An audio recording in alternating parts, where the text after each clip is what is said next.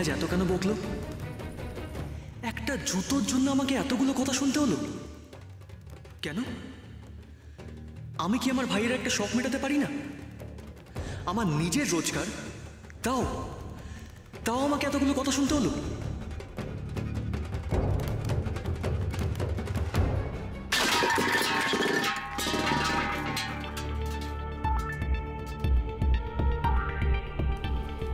কি আছে ঋষি?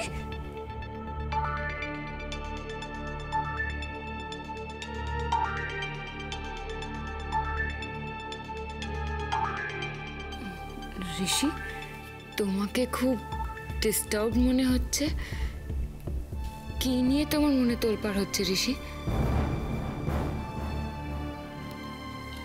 ও, আমার সাথে যদি শেয়ার না করতে চাও আর একা থাকতে চাও তাহলে আমি চলে যাচ্ছি। অনেক সময় একা থাকলে মাথা পরিষ্কার হয়ে যায়। আমি তাহলে যাচ্ছি আমার ঘরে। মোহর, বসো।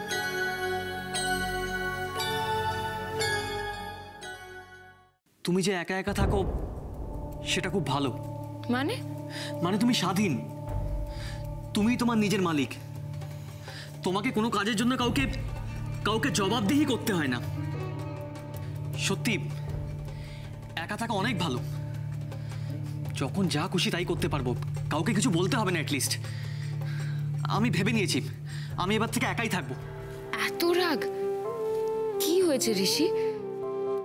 কার সাথে তোমার মতের এত অমিল যে তুমি এত রাগ করেছো তার উপরে? মা, আমি জিতকে একজোড়া ফুটবলের জুতো কিনে দিয়েছে বলে মা আমাকে এতগুলো কথা শোনালো। কি? তোমার মা তোমাকে বকেছেন বলে তুমি এত রাগ করেছো? ঋষি, তুমি কি ছেলে মানুষ নাকি? This is too much. হ্যাঁ, এই দেখো মোহর, আমার অলরেডি মাথা গরম আছে, আর গরম করিও না প্লিজ। আচ্ছা আচ্ছা ঠিক আছে, সরি। কিন্তু ঋষি, মাই তো বকেছে। মা যা করেন ভালোর জন্যই করেন। ভালো না হাতি? ঋষি, এত রাগ করতে নেই, মাই তো।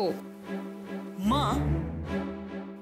না না না না না, আমার নিজের মা নাকি? সৎ মা, সৎ মা।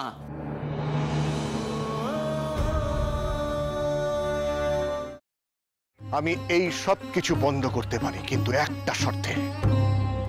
তোমাকে আর দুর্গাকে আমাকে ছুঁয়ে কথা দিতে হবে এর সাথে তোমরা কোনো যোগাযোগ আর রাখবে না। শোনো, আমরা এখনো তোমার মতন এতটা পাথর হয়ে যায়নি। তোমাকে ছুঁয়ে আমি এত বড় কথাটা, এটাই আমার শেষ কথা তোমাকে। দাদা ভাই, পুতুলটা না দিয়ে এসেছি। আস্তে, একেবারে বজরংবলী আন্টির হাতে দিয়েছো তো? না, আমরা তো দরজা দিয়ে গড়িয়ে দিয়েছি। ঘরে তো ঠাম্মু ছিল, তাই ঢুকতে পারিনি। মা ঘরে ছিল? এ বাবা, যদি মার হাতে পড়ে তাহলে তো মুশকিল। ওনার কোনো সর্দারজির সাথে পরিচয় ছিল? সর্দারজি? না। ঠিক আছে, আমি তাও বলবো আপনারা একটু ঠান্ডা মাথায় ভাবুন। আসলে আমার জানাটা খুব দরকার। আমি তাহলে আসি, কিছু মনে পড়লে আমাকে অবশ্যই জানাবেন।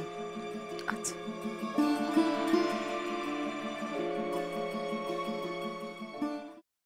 ফ্রাইং প্যানে Emami healthy and tasty refined rice bran oil গরম করে তাতে গোটা কালো সর্ষে আর কারি পাতা ফোড়ন দিয়ে ওর মধ্যে একে একে টমেটো কুচি, বাঁধাকপি বাটা, নুন, হলুদ গুঁড়ো, শুকনো লঙ্কা গুঁড়ো আর সামান্য চিনি দিয়ে ভালো করে কষিয়ে নিয়ে ওই মিশ্রণে কুড়িয়ে বেটে রাখা নারকেল, পাকা লঙ্কা কুচি আর কারি পাতা দিয়ে ভালো করে নাড়াচাড়া করে নামিয়ে নিয়ে নারকেলের স্লাইস, পাকা লঙ্কা স্লাইস আর কারি পাতা দিয়ে সাজিয়ে সার্ভ করুন বাঁধাকপির ঝাল।